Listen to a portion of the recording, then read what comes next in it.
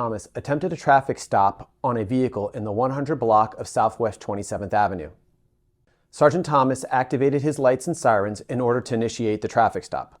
The driver refused to stop and fled the area at a high rate of speed. At that time, Sergeant Thomas advised via police radio for other officers in the area to be on the lookout for the vehicle. Tango 2, 1050.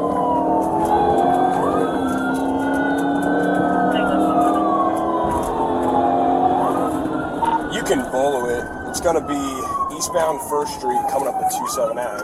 It's a silver Mercedes. 9, that Mercedes just went west on Davy from 27 Ave, approaching 31st now.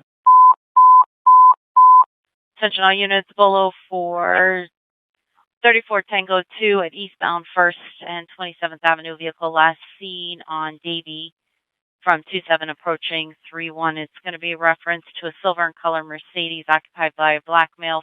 What's the reference to further stop? Tango 2 advice. Tango 2. Yeah, it's going to be probably further stuff. Most likely, but I don't have confirmation from him just yet.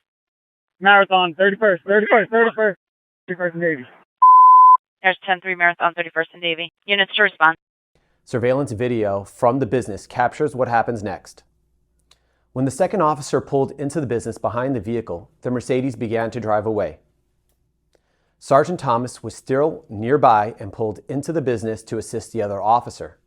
Tango 2, shots fired, 1 in custody. Rescue code 3, 3-1 to Davy. Gun in custody, guy in custody.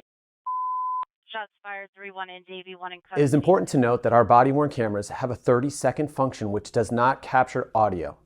The officer-involved shooting occurred during this first 30 seconds. Put your hands up! Put your hands up!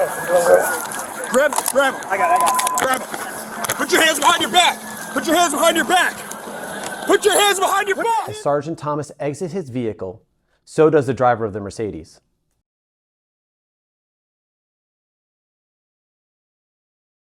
The suspect retrieves what appears to be a firearm from his waistband. At this time, Sergeant Thomas discharges his department-issued firearm, striking the suspect multiple times.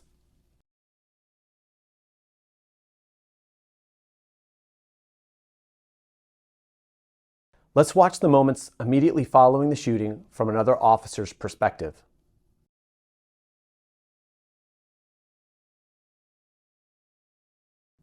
Here's that video again in slow motion. You will see the firearm in the suspect's hand.